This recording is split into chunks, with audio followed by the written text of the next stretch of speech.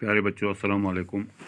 آپ جانتے کہ ہم پڑھ رہے ہیں کشمیر کا ایک نامور شاعر جس کو مہجور کے نام سے یاد کیا جاتا ہے، تو اس کا ہم نے پہلے پیرا پڑھا ہے، تو آج ہم پڑھیں گے صفحہ نمبر 18 سے۔ دیکھیں، مہجور پہلے کشمیری شاعر ہیں، یہ سب سے پہلے کشمیری شاعر ہیں مہجور، جو عوام میں بے حد مقبول ہوئے، عوام میں بہت پسند ہوئے۔ چنانچہ کشمیر میں ہر طرف ان کے گیت اور غزلیں گائی جاتی ہیں، یعنی کہ مہجور کے جو گیت ہیں یا نظم ہیں یا غزل وہ ہر ایک کے دل میں یاد ہے۔ کسان کھیتوں میں کام کرتے ہوئے ان کے نغمے گاتے ہیں، یعنی کہ کسان لوگ اگر اپنے کھیتوں میں کام کرتے ہیں تو بھی ان کے نغمے گاتے ہیں۔ بچے باغوں میں ان کے گیت گاتے ہیں۔ عورتیں شادیوں اور تہواروں کے موقعوں پر مہجور کا کلام گاتی ہیں، یعنی کہ یہ بہت مقبول ہو گئے۔ مہجور کو اپنے وطن کشمیر سے بڑی محبت تھی۔ انہوں نے اپنی شاعری میں کشمیر کے باغوں، پھولوں، چشموں وغیرہ کی بہت تعریف کی ہے۔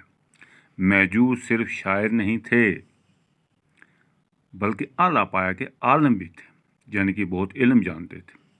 لداخ گئے تو لداخ کا سفر نامہ لکھا، جو سیاحوں کے لیے آج بھی بڑا فائدہ مند ثابت ہو سکتا ہے، یعنی لداخ نے جا کر اس نے سفر نامہ لکھا جو وہاں کے سیر کرنے والوں کے لیے بہت فائدہ مند ہے۔ پٹواری رہے تو پٹواری کے نام سے ایک چھوٹی سی کتاب لکھی جو پٹواری کو ان کے کام میں مدد دے سکتی ہے، یعنی کہ پٹواری کے اپنے ملازمت کے دور میں اس نے اپنی ملازمت کے بارے میں ایک کتاب بنائی ہے جو پٹواریوں کو آج بھی فائدہ دیتی ہے۔ اپنی مرشد قلندر رحیم صاحب کی زندگی پر حیات رحیم کے نام سے ایک تذکرہ لکھا۔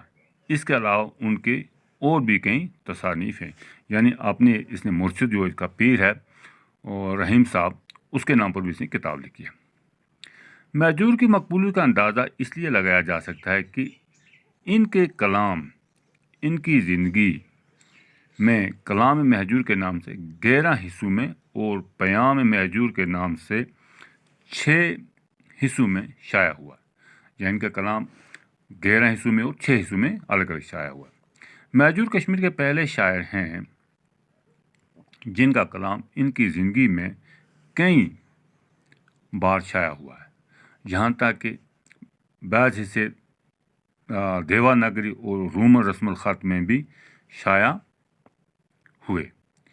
ان کی بہت سی نظموں کا ترجمہ انگریزی، ہندی اور اردو میں ہو چکا ہے۔ مہجور کشمیر کے پہلے شاعر ہیں جن پر ایک فیچر فلم اور ایک دستاویزی فلم بنائی گئی، یعنی ان کے شاعری پر ان کے کارنامے پر فلم بنائی گئی۔ ان کا کلام گانے کی وجہ سے محمود شہری بہت مشہور ہے۔ وہ لاہور جا کے مہجور کا کلام گاتے تھے جو ریکارڈ ہوتا تھا۔ پیارے بچوں، آج اتنا ہی۔ کل ہم اپنے شاعر مہجور کے بارے میں اس سے آگے پڑھیں گے۔ باقی والسلام، خدا حافظ۔